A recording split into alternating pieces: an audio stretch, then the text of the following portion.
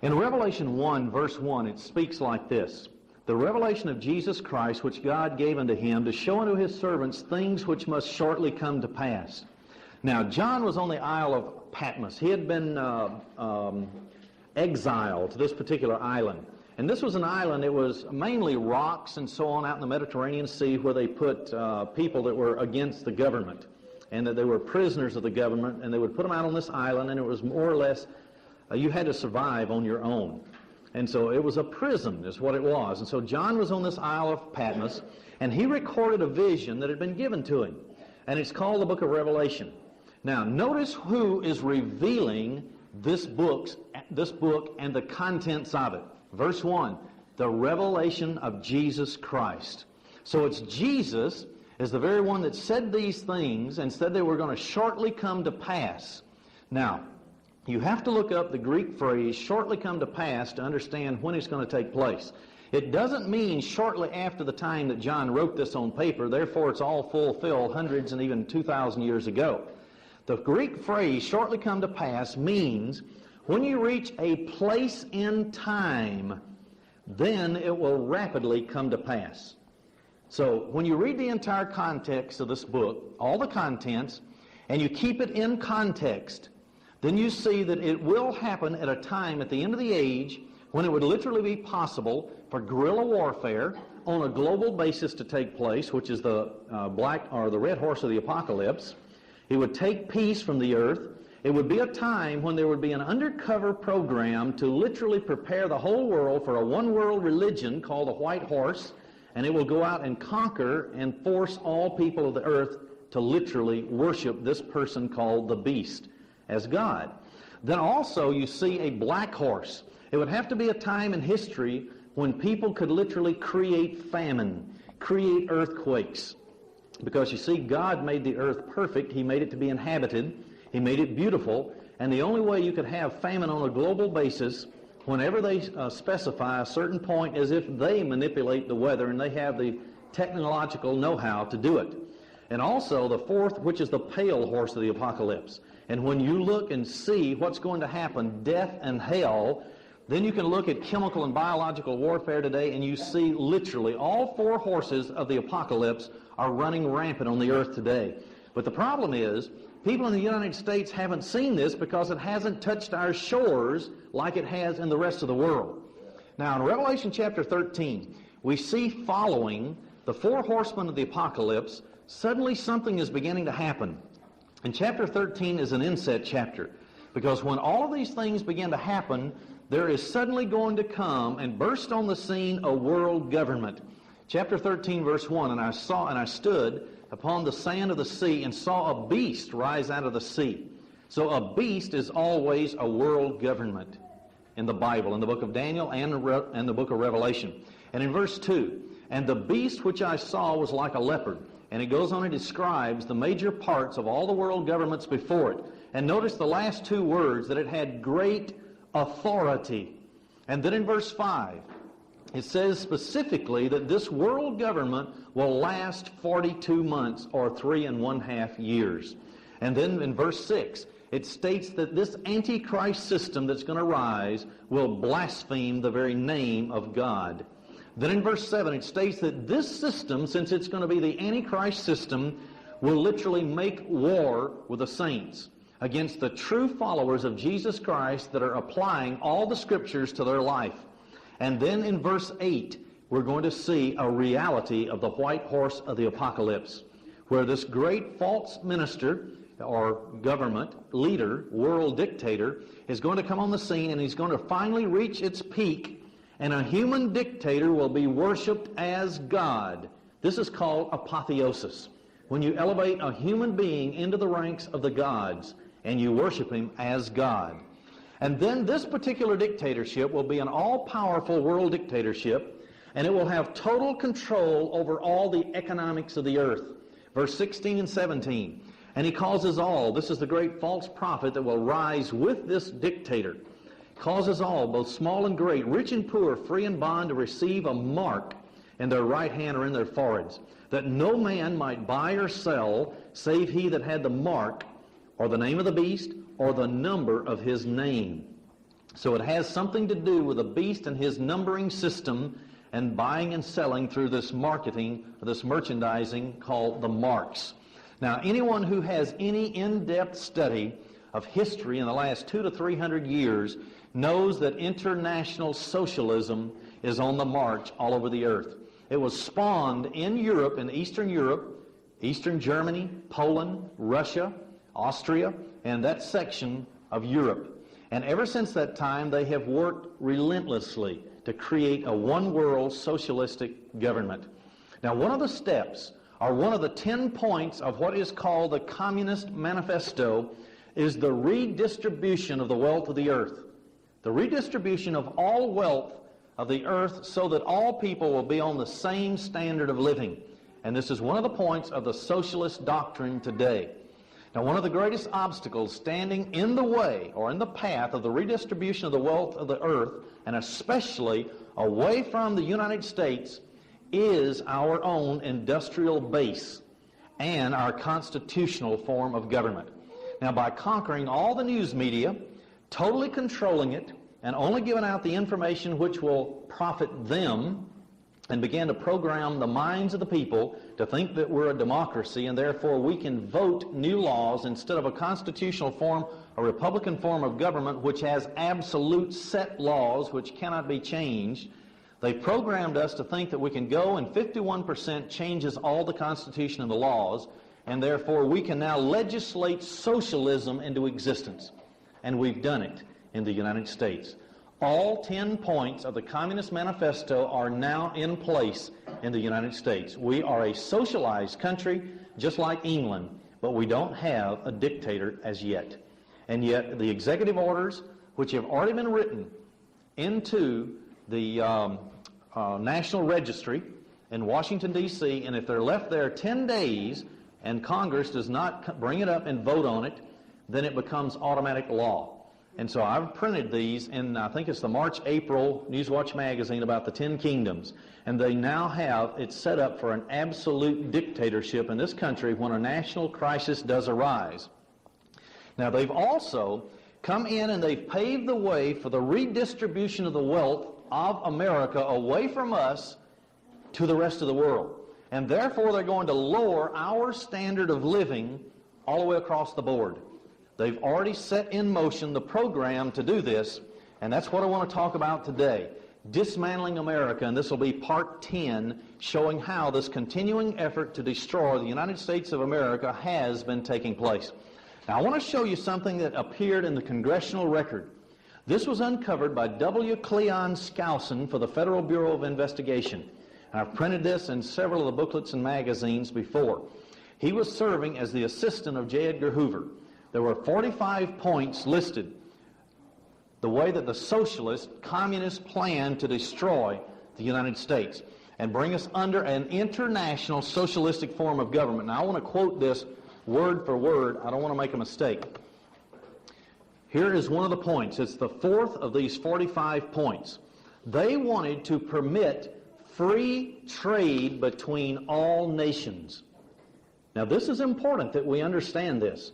Free trade between all nations, and we have to understand what free trade is, how the socialist communists will benefit to redistribute the wealth of the United States away from us to foreign nations and lower our standard of living and elevate those of the third and fourth world. Now, I think we need to investigate and see if the socialists who are behind this push for world government, according to Revelation 13, that's going to rise out of the sea of humanity, which is the whole earth at the same time, we've got to see how they are destroying America's economic industrial base so that we can see how this fulfills Bible prophecy. Now, I want to give a little information that is documented from the Congressional Record of the United States. So every time I come to a quote, I will document it so you'll know where it came from. Now, President Reagan, in his State of the Union message of January 25th, 1983, stated this, and you have to understand this because I just quoted one of the 45 points for the destruction of the United States by the socialist communists that is recorded in the Congressional Record, and that was to permit free trade between all nations. Before, we used to have trade barriers. We wouldn't allow foreign products to come in this country, and we were fully employed in this country until the Federal Reserve System came into existence in 1913. Now listen to what President Reagan said January 25th, 1983. America must be an unrelenting advocate, so all of America must advocate free trade. And who is it that said they must get all nations to have free trade? The socialist communists, in order to destroy the United States of America and redistribute our wealth to the other nations. Now, free trade might have made sense 30 years ago because we were the most powerful nation on the face of the earth.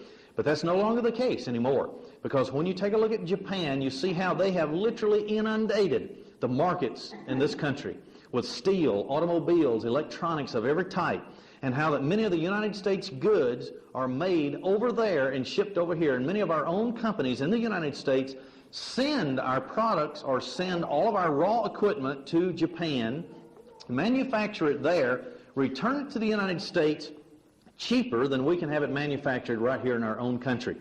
So what does this do? This throws people out of work. Now, you have to realize also that it's very unrealistic free trade on the part of the United States, because this is what's been causing the decline of the United States of America for the last 15 years.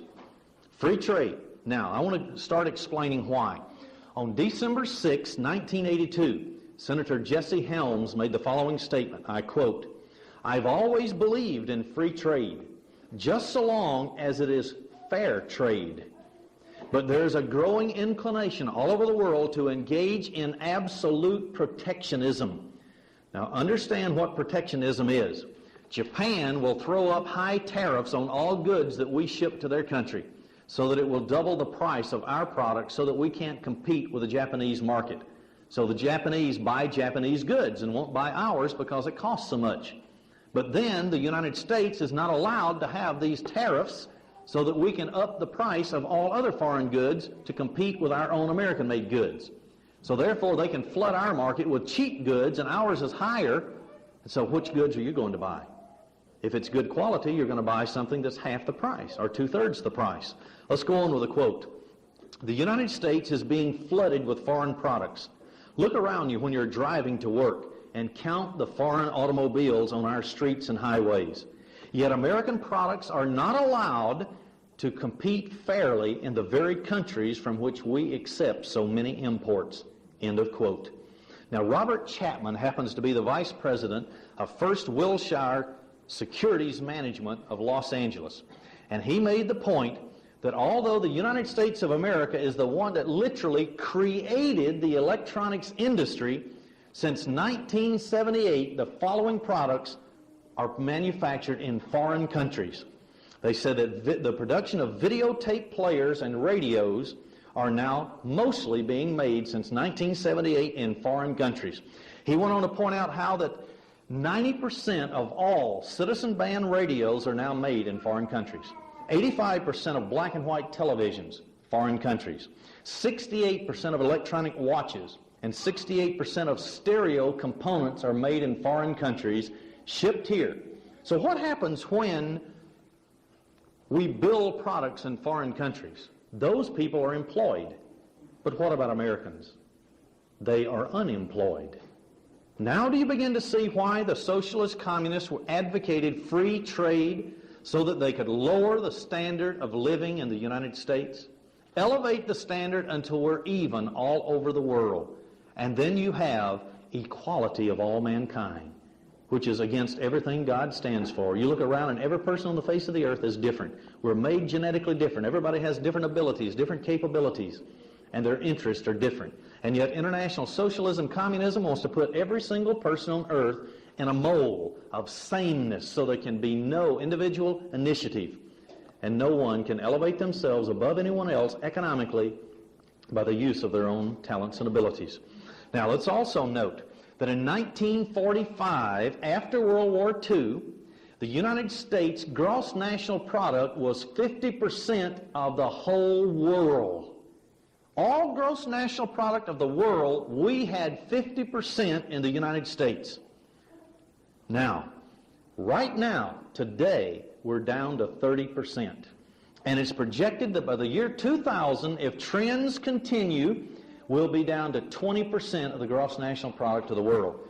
So what does that mean as far as your living standard and my living standard is concerned? There'll be no more Lincoln Continentals, no more Cadillacs, no more full-size cars, but we'll all have to fit in the little four-seaters where you barely, well, you have to fold your legs up to get in.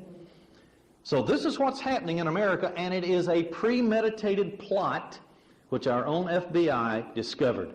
And all you have to do is look all over the world and look at a map where it is painted red or socialist, and they are marching all over the world.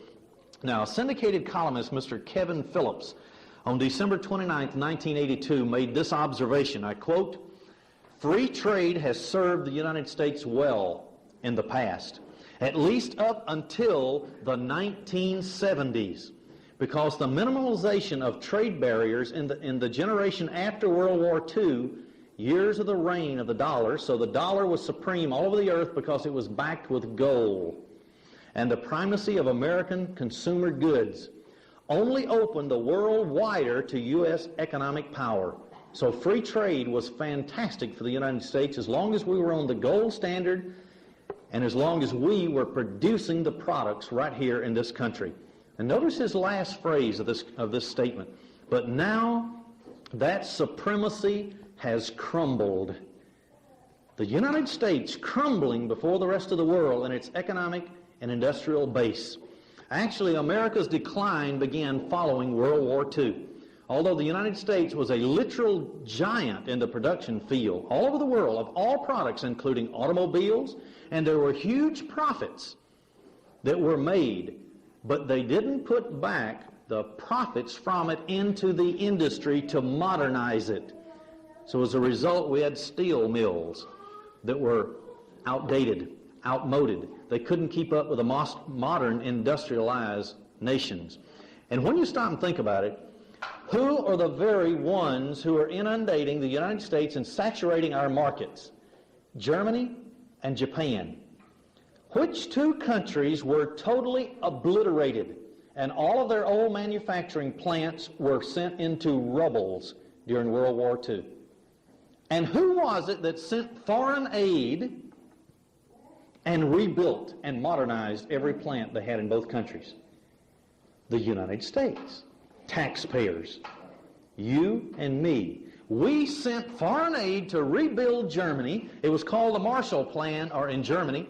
And then we also rebuilt Japan.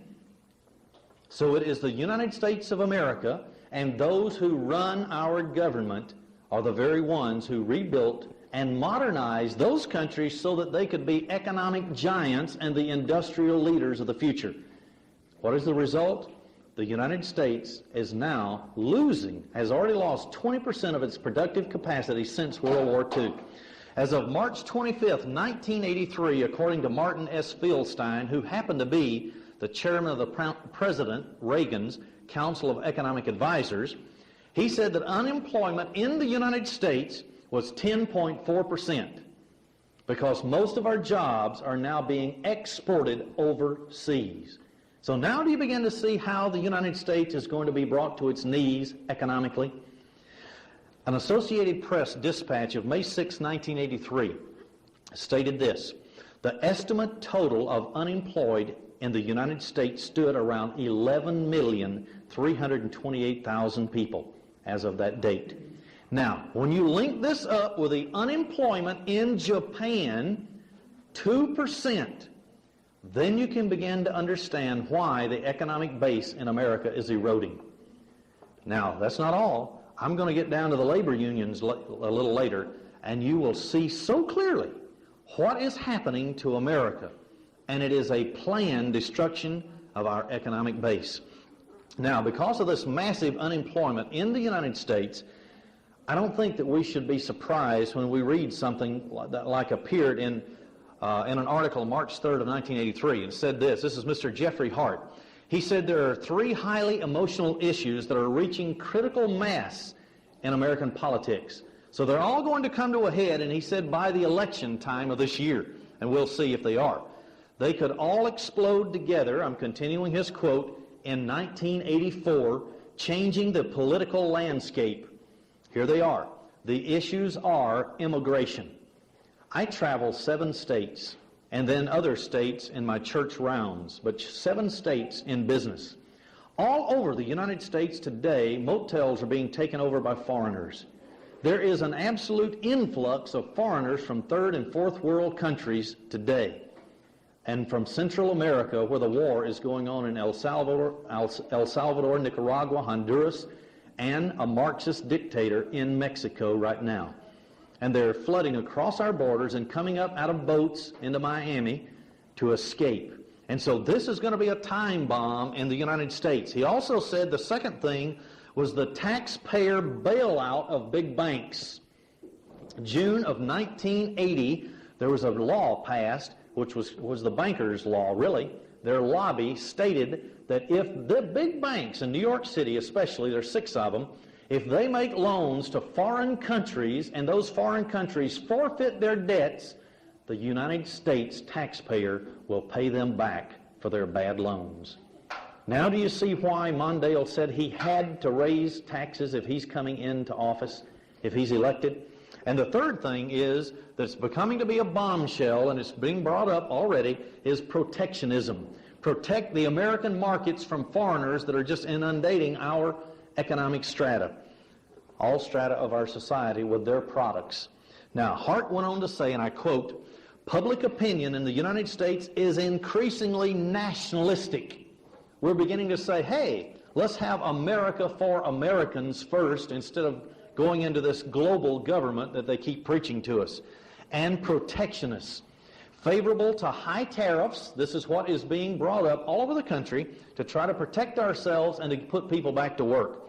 Import limitations and domestic content legislation." So they want to get legislation passed to protect our own industry from foreigners. Analytically, he says, this drift of opinion is indefensible. Nobody can stand up and speak against the attitude of the American people because we're the ones being put out of work. Our industrial base is being moved to the foreign countries. They're employed and we're unemployed. So you can begin to see why our own people are growing restless, and they're putting pressure on congressmen and senators to pass legislation to protect us from the foreign invasion of goods.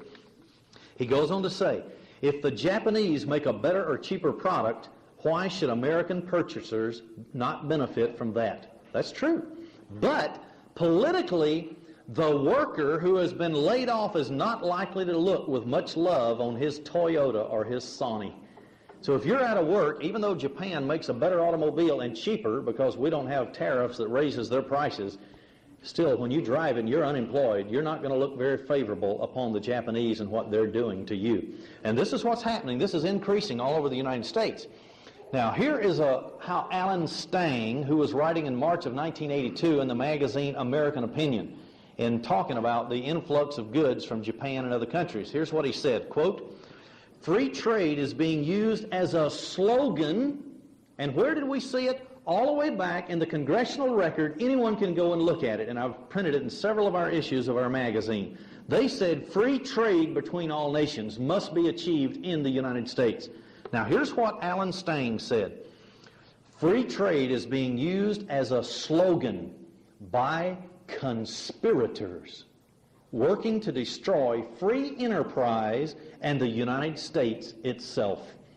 Imports flood our harbors while the giant multinational corporations fire American workers and set up shop in communist countries, offering abundant supplies, listen how they get their cheap labor, of slave labor at cheap rates.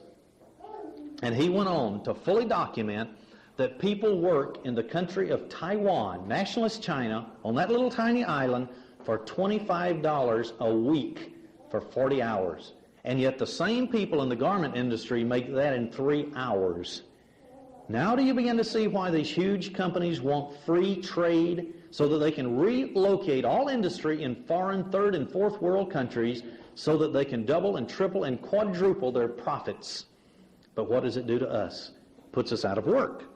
Well, let's go with a few statistics. In 1982, more than 1,675,000 Japanese cars were sold in the United States. under the brand names of Toyota, Datsun, Honda, Mazda, and Subaru.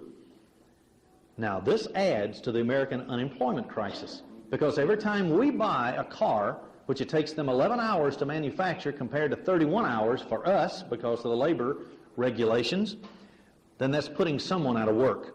In 1979, the United States lost its position as the #1 automaker in the world. According to American Way magazine, February 24th, 1983, it takes Japan 11 hours to build an automobile. American workers do it in 31 hours. 2.5 times, nearly 3 times as long.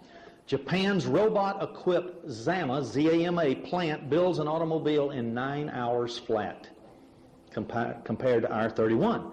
But you got to remember, who was it that destroyed all the industrial base in Japan and Germany and leveled it? World War II, American and British planes, and the Soviet Union. Who was it that put their tax dollars into rebuilding those plants and modernizing them? While in the United States, tax dollars are illegal to be put into manufacturing plants. Private enterprise has to reinvest its own capital to modernize its plants. So no wonder Japan and Germany can outproduce us in just about everything. Our tax dollars are paying for it. Now, in 1980, Japan became the #1 automobile maker in the world, exceeding the United States production by nearly 40% in 1980. Now, according to syndicated columnist James J. Kilpatrick, February 4th, 1983, he stated that between 1977 and 1980, sales of Japanese cars and trucks in the United States rose 57%. Roughly 80% of all foreign cars sold in that period of time in the United States were produced in Japan. In addition to that, our own automobile manufacturers in the United States have to spend over $2 billion worth of money every year buying Japanese parts. So what does that mean? That means fewer jobs for Americans because all of the manufacturing is being done in foreign countries. And that means less dollars available for plants here in this country to hire, and therefore the onslaught of Japanese automobiles. But it doesn't just affect the automobile industry. Think what other industries it affects. It affects the rubber industry, the steel industry, the glass industry, textiles, electronics, and, well, you could go on and list many, many other industries. But they all are affected, all because the Japanese car manufacturers are producing it there instead of in America. So that means it's a domino effect on anyone that's a supplier for automobiles. Now, while President Reagan's administration believes in free trade policy, and it is really having dire consequences upon the entire industry of the United States, not just the automobile industry, but there are other industries that it's affecting also. While we give free trade, listen to what other countries do, and you come to the conclusion in your own mind whether this is free trade or not. I believe they designed free trade only for America to destroy America, because it's the last nation standing in their way. Because when you look at the history of Europe, right now today they have a socialist majority in every single country there. And when they have a European Parliament, it is a socialist communist majority. It's just a matter of instituting a dictatorship. Same way in England. All they have to do is institute a dictator. The United States is the only country left. And there were two others who did not want to go into a world government. Chile several years ago, and Allende was assassinated. And now they have a Marxist who is head of Chile. Also, the other was Ethiopia, Haile Selassie, who had the longest line of kingship straight through 2,500 years of any other person on earth or any other country. And he was not a one-worlder, and he was assassinated. And now they have a Marxist regime in Ethiopia. So that only leaves the United States and its industrial base to ward off socialism from completely taking over the world. Now listen to some of the facts about other countries. They don't have free trade. Germany limits Japanese imports to only 10% in the car market, and yet there is no limit in the United States. France only allows 2.5% of all automobiles to be Japanese. They won't import anything over 2.5%. Great Britain only allows 11% of the market to be Japanese, and yet the United States has no trade barriers. Now, Italy only allows 2,200 Japanese cars to enter her market, no matter how many they want to send there. That's it, 2,200. Now, when you add all this together and you see what's happening, a question arises. Why is this happening only to the United States? I think we need to understand. Remember one of the quotes that I made? A man said there is a conspiracy. And I put that in there deliberately, because now I want to read to you what the Random House Dictionary of the English Language states that a conspiracy is. I quote, "An evil, unlawful, treacherous, or surreptitious plan, such as," and this is their quote, they're giving an illustration, "he joined the conspiracy, which is an unlawful, evil act to overthrow the government." This is the Random House Dictionary of the English Language definition of conspiracy. An evil act to overthrow the government. Now, let's go. I want to give a few more quotes because this will begin to just all fit together when we see who's behind all of this. In an article appearing in June of 1978, the author was Gary Allen. It was in American Opinion magazine. Here's what he said, quote, "America is being run by a clique." What is a clique? A small group of key operators. Interlocking, just lock your fingers together and you have an interlocking, say, board with the Council on Foreign Relations and the big 6 banks of New York, Chase Manhattan, the biggest, and the Trilateral Commission, the mass media, and multinational corporations. Okay. Let's break that down. What did we say? There is a clique in the United States. Council on Foreign Relations, big 6 banks of New York, and of course they have branches in other areas. Trilateral Commission, it's 3 groups. The mass media, which they totally control, and multinational corporations. All right, these. Now the multinational corporations have interlocking board of directors. You can take Mobil, Standard Oil, Shell, and you can look down the list of directors, and here's one on the board of Mobil, another one on Standard, another one on Exxon, and you see it has the same group of people interlocking so they make the same policies. You ever wondered why the gas prices are the same just about everywhere? This is supposed to be free enterprise. Free enterprise says, I can go out and undercut you, I can sell more, drive you out of business, or you got to come down to meet the level. No, they just all go up because they all have an interlocking board of directors. They all make the same decisions for all the same companies at the same time. Now, 19 years ago, there was a man by the name of Dan Smoot, and he gave a report July 20th, 1964. This is 20 years ago. Here's what he said, quote, "The ultimate aim of the Council on Foreign Relations is the same as the ultimate aim of international communism." And he had spent years researching it. "To create a one-world socialist system and make the United States an official part of it." Now do we begin to understand why the socialist communists said we must have free trade, to remove our industrial base to foreign countries, to raise their standard of living but lower our standard of living. Now, of all of these organizations I mentioned, the Council on Foreign Relations, the Trilateral Commission, the one name that sits on top of both of these organizations as chairman of the board is David Rockefeller, who is also chairman of the board of Chase Manhattan Bank. Now, in his book, this is Gary Allen, wrote a book called Jimmy Carter, Jimmy Carter. Here's what he said, and I quote, "The Rockefeller game plan is to consolidate control over the world's economies by merging all the nations of the world under a single Rockefeller-controlled tent. Merge all the nations of the world economically together. Such a government would have to be a dictatorship, ruled by the Rockefeller puppets or the communist third world bloc." End of quote. Now, the Council on Foreign Relations, you have to understand this. You have to go back into history. You have to find out where this came from. And you have to read the book Philip Drew Administrator. It's a very rare book. It only came out a short period of time, and then they suddenly stopped its production, because it was a blueprint of how they were going to take over America, and it was getting into the wrong hands. And so it was being used to expose the socialist undercover or secret plot against the American people.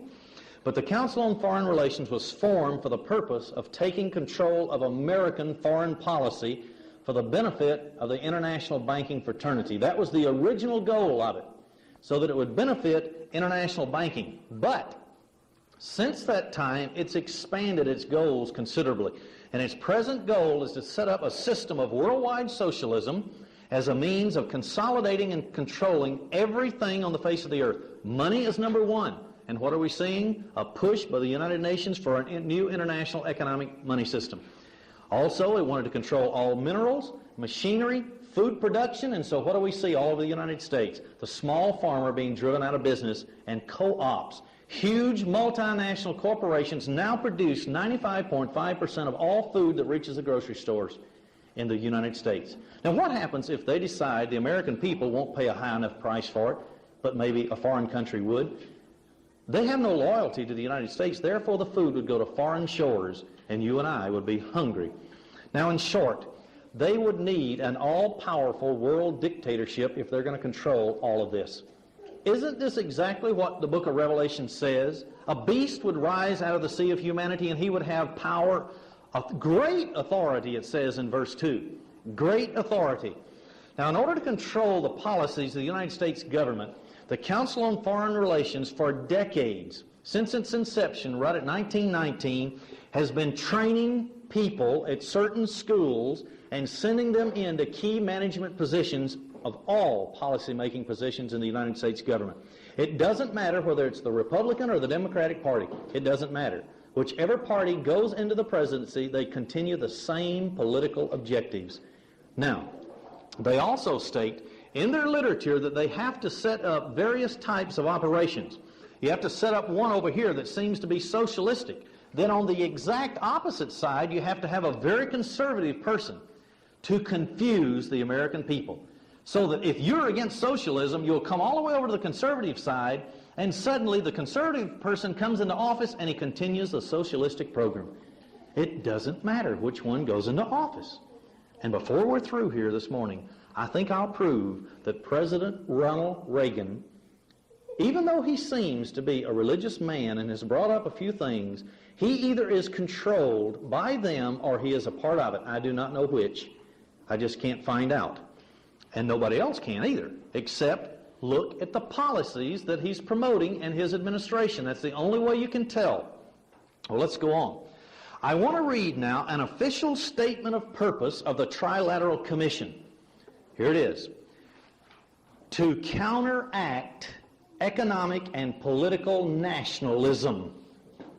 Do you comprehend what that says? Here is a group of people, and we're going to print it in our November 1984 newsletter, which will be out tonight. We'll have a labeling party to send it out in the mail. And this Trilateral Commission says, as a part of its purpose, their job is to counteract you and me being for America. We cannot have nationalism and want America to be great anymore. But we have to be willing to suppress our nationalistic tendencies. And they're going to counteract all economic nationalism. That means all trade barriers to prevent imports from coming into this country. In other words, their policy is to promote the destruction of the economic and political system, the Constitution of the United States. I'll go ahead with their aim. Quote, the aim must be effective cooperation beneficial to all countries. See, not just the United States, not patriotism for America, but it must benefit all countries. This is the aim or the purpose of the Trilateral Commission, whatever their political systems may be. That's why we have, and I'm going to prove to you right before we finish, that up to 1/3 of all garments coming into the United States today are produced in Soviet, not Soviet, but communist China. And that throws up to 700,000 garment workers out of work in the United States because of the Trilateral Commission controlling the Import-Export Department of the United States government. So this means that we will have a continuing program, political and economic program in the United States of giving appeasement to all socialist countries in spite of their desire to destroy us. So the Council on Foreign Relations and the Trilateral Commission fits the word conspiracy, an evil act to overthrow a country. And I believe that with all of my heart. And when you look at all their policies and what they have done in the last 50 years as controlling our government, when we just don't make decisions in our own benefit anymore, it has to be somebody is doing it. Now, because of all the policies of the Council on Foreign Relations and the Trilateral Commission, this will ultimately mean the destruction of the United States as a sovereign country, because you got to remember the word conspiracy and what it means. If there is a conspiracy to destroy the sovereignty of the United States, that means it's going to be merged into a world government. Isn't that a plot? There is a plot to intentionally cripple the American industrial base. And I want to start getting into that now very clearly from books written by those who have been in government in the United States. And then you come to the conclusion for yourself. In an article, March 1982, in American Opinion magazine, Alan Stang, S-T-A-N-G, raised a very provocative question. And he made a point. I want to quote it. Now, suppose that you were conspiring with powerful men to conquer the world. What would you have to do? One obvious answer would be to cripple the United States. In particular, and this is getting the heart of everything I'm saying today, you would have to cripple the industrial backbone that made it the mightiest nation on earth. You would have to reduce it to the point at which it could no longer be a threat. The point at which it would be equal in slavery to all other victims. Think about that. Reduce our industrial capability so that we cannot stand up against those who would perpetrate a world government. Now, the very man who conceived the Trilateral Commission, and he's the one who suggested it to David Rockefeller, he also is the one who handpicked Mr. Jimmy Carter as President of the United States, and then the mass media promoted him as a born-again Christian to gain all of the Christians' vote, is Zbigniew Brzezinski. I think everybody's heard of him. He has a little accent from a foreign country, naturalized citizen. In 1970, he wrote a book, and I want to quote from it, Between the Two Ages. I quote, "In the economic, technological field, some international cooperation has already been achieved, but further progress will require," and get the next three words, "greater American," that's you and me, "sacrifices." This is the man who founded, with David Rockefeller and Jimmy Carter, the Trilateral Commission, who said their aim was to counteract nationalism in America and our economic base, to redistribute the wealth of the world. Moreover, I'm continuing the quote, "Moreover, intensive efforts to shape a new world monetary structure will have to be undertaken." And what have we seen starting in the United Nations since 1974, their Declaration of Interdependence, where all nations, regardless of their economic system, would be merged into a one-world economic system. Exchanges through instant transfer of funds. And he went on to say, with some consequent risk, this is a risk he's talking about, to the present relatively favorable American position. Do we understand and comprehend this man's words? He's saying America will be reduced in order to elevate the rest of the world. In order to have this new economic system, the American high standard of living will be risked. And I want to give you another quote, because he continues, "Further progress would be in all probability require the abandonment of restrictions imposed by Congress in 1949 and 54. And you have to understand what that is. Congress of the United States imposed high tariffs so that if a German or a Japanese product came into this country, it would be more expensive to buy it than it would American-made automobile or any other product. Therefore, we would keep our industrial capacity full of workers. There would be no unemployment. But he says they will have to abandon all tariffs on an international activities of American cooperation and their foreign subsidiaries and plants. So now they're going to be able to even lower all rules and regulations on American corporations being able to set up plants in foreign countries, producing industrially there and shipping it back to the United States." I'll continue the quote. the appearance of a truly international structure of production and financing would have to go hand in hand with the emergence of a theory of international production. So now do you see that it was a planned program to remove all trade barriers and then allow American giant multinational corporations to set up factories in other countries to elevate the third world but risk lowering the standard of Americans. And it has been done. Now, this new international production has drastically reduced the industrial capacity of the United States. But what does that mean? If it has reduced the industrial capacity of the United States, what happens if war were to come suddenly? What made us great in World War II was the very fact that all of our industry could convert over to creation of military hardware overnight. And we produced all of the ships that were wiped out in Pearl Harbor in just a matter of a few months.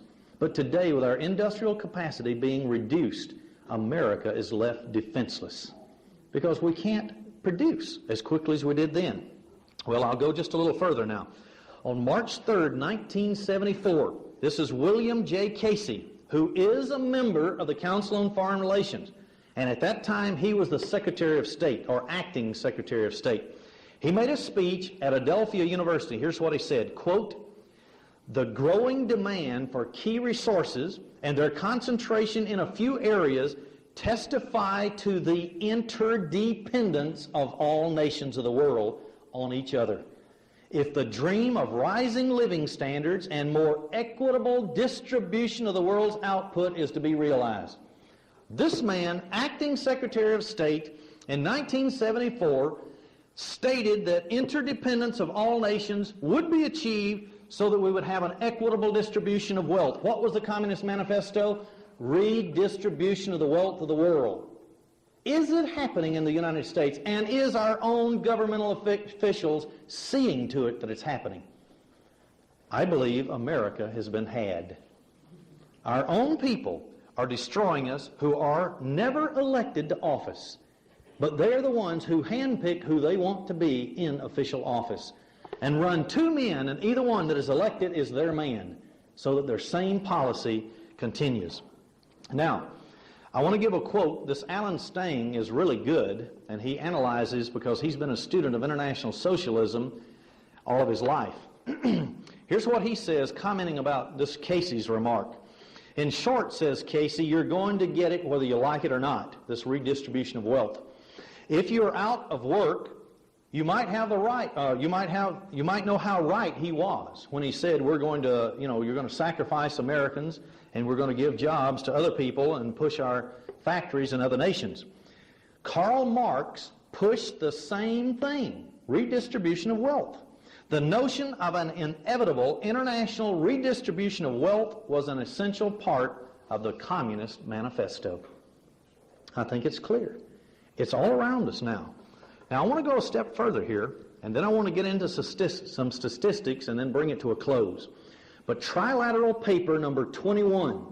This is a report of the Trilateral Commission, and here's the title of it. Trade in Manufactured Products with Developing Countries. That's the title of it. This is put out by the Trilateral Commission, who stated they did not want nationalistic goals anymore. They wanted to redistribute wealth all over the world and put manufacturing plants in the third and fourth world countries, so they had to destroy all trade barriers. They had to have free trade. Here's what it says.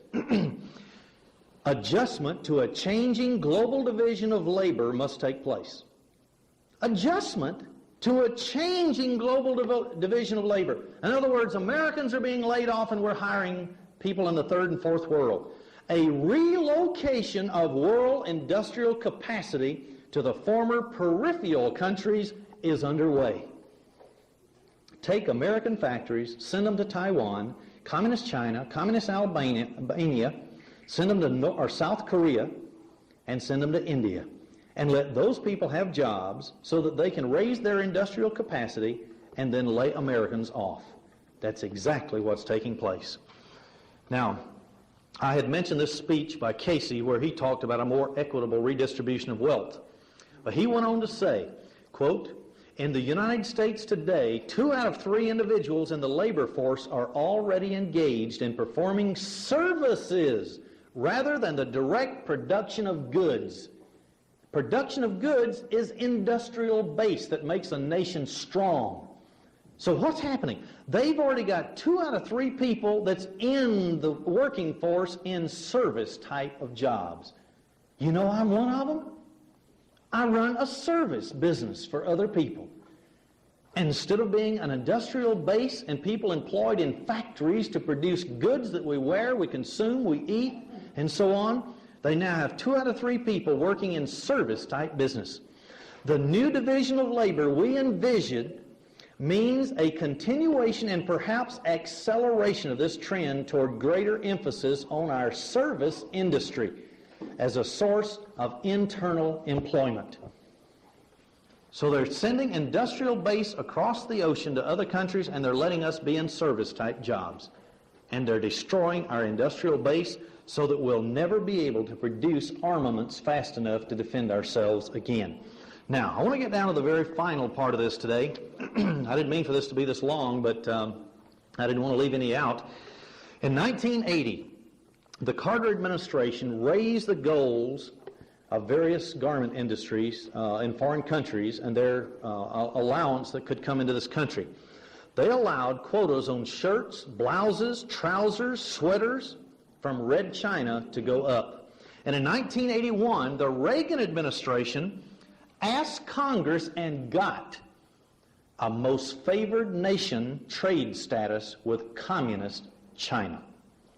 Now, in a news release, November 15th, 1982, Jesse Helms, who is one of the few American patriots that still left, said this, quote, "Did you know that communist China is now the 3rd largest supplier of textiles and apparel in the United States?"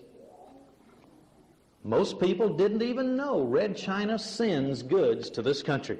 And he went on and said, a total of more than 600 million yards of textile is being shipped into the United States every year.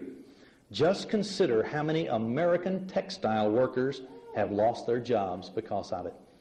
And he went on to show, nationally, textile unemployment is 14.1%. Those jobs have been exported to Red China. End of quote. Every time we send an industry to another country, we create jobs there and we abolish jobs here. No wonder America is being lowered in its standard of living. No wonder it's so hard and people are beginning to buy small cars so they can go the same places they used to with more inconvenience. He went on to show that the current level of Red China's shipments of textiles into the United States is equivalent to 700,000 jobs. 700,000 people, if they held jobs in America, could be buying homes, automobiles, various types of clothing and so on made by Americans, and the American businesses would be humming. He showed that in the first 10 months of 1982, textile and wearing apparel imports in the United States rose 32% from communist China alone. Communist China. So no wonder so many people are out of work.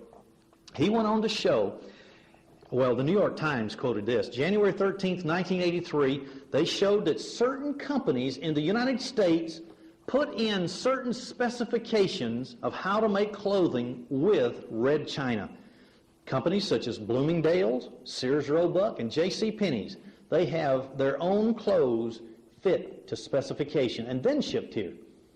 So they're dealing directly with communist countries and giving aid, and they're abetting the enemy that wants to destroy the United States. Now, one more particular quote that I think is vital. I told you I would mention something about the garment industry and those labor union bosses before I close this message. An Associated Press release of April 23rd, 1983, I quote, "Unemployed garment workers sold apples in a depression-like scene in New York City Saturday, while thousands of people rallied in other cities calling for cuts in foreign imports that they said were hurting the apparel business and taking their jobs." The International Ladies Garment Workers Union, according to this AP report, stated that they're trying to get Congress to support a bill that will roll back imports by 25%, and they're getting nowhere. Why? Because when you look at all the people that have to do with our government that are part of the Commission on Foreign Relations and the Trilateral Commission, they are for world government. Now, they went on to show that now, 1984, 15.4% of the garment workers' industry is out of jobs. And they all blame it upon imports coming into this country. Now, look at this news release. The New York Times, and this will blow your mind, this is a quote, "The United States Army is a regular buyer of Romanian meat." Now think about this, because we need to look at a couple of facts. Romanian meat is bought by the United States Army. Number one, Romania is a communist dictatorship. It every single time votes with the Kremlin in the United Nations. It actually supported the Viet Cong in its war against the United States in Vietnam. Why does the American Army buy meat from communist Romania instead of our own cattle producers in America? Point number two, there's been a shortage of meat in Romania. So why would our Army buy it from them when there's a shortage there? It needs to go to feed their own people. A third point I think we need to look at. According to Washington, our own government, our farm problem is caused by overproduction.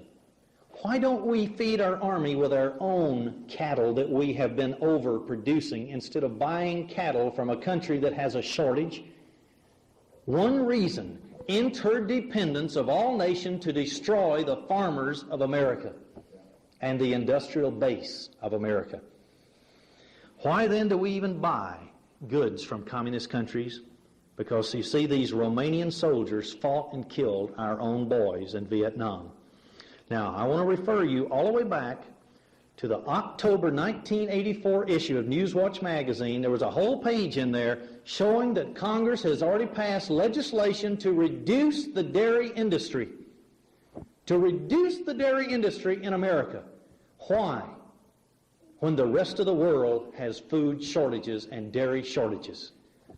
One reason, to merge us into a world government. And they must have a redistribution of the wealth, and they don't want the wealth to come from America. Now, I want to get into the last little part now. I'm going to skip over some of these quotes that I wanted to make. But there is a dire problem that is confronting America right now. That is, there has already been a proposal in the United States government by high officials, and every one of them that I'll name to you are members of the Council on Foreign Relations or Trilateral Commission. They now want to abolish the Commerce Department, which sets imports and export quotas. They want to replace it with a cabinet-level agency. Therefore, it would be out of the Senate and House of Representatives' hands, and they would no longer have anything to say about imports and exports, and no law could be passed by the Senate or the House of Representatives to protect the American people. So I want to give now a quote. The Associated Press quoted Malcolm Baldrige, who was the Commerce Secretary. Here's what he said. If we are to enhance the multilateral, that's the world lateral, framework for trade, this is free trade all over the world, we must take the institutional steps that will be necessary. This is our government. By consolidating trade responsibilities in one cabinet department. Now, they've already done this with education. The educational department, that's when they federalized all schools in America. Now they're wanting to federalize import-export so that our own represented government leaders, Senate and representatives, cannot pass laws to thwart their effort at a world free trade. Now, Baldrige said that reorganization details would be worked out and they would consult Congress. Boy, that's nice of him. Now, you have to understand that Senator William V. Roth, Jr. is the chairman of Governmental Affairs Committee. He also is a member of the Council on Foreign Relations. He has been calling for a creation of a separate Trade Department for years. Both of them members of the Council on Foreign Relations. So I think you can see from that, if they pass this proposal and make it a cabinet post, our labor and our industrial development in this country will be absolutely destroyed. because our Congress will have nothing to say about it anymore. This cabinet-level position will do it. Well, I think this is all I'm going to talk about today, but I want to close with a couple of statements from the Bible. Now, we know that this world government, it's already said in Revelation chapter 13, when it becomes a reality, it's going to last for 42 months. 3.5 years. And then, of course, Jesus is going to return to destroy it. But during this period of time, it's always been sort of a wonder to me how that people would be sucked into a world government and they could literally believe that it was a kingdom of God prophesied from the Bible, unless they bring total peace. They bring an economic structure that it's going to exactly duplicate the wonderful plenty and plushness that all of us read in the Bible prophesied. This government must produce something that's going to be so wonderful that if it were possible, they would deceive the very elect. Now in 1 Thessalonians chapter 5, it talks about that just a little bit. Starting in verse 1, it says, "But of the times and the seasons, brethren, you don't have any need that I write to you. For yourselves know perfectly that the day of the Lord so comes as a thief in the night." Now, how can there be a thief in the night? Think about it for a minute.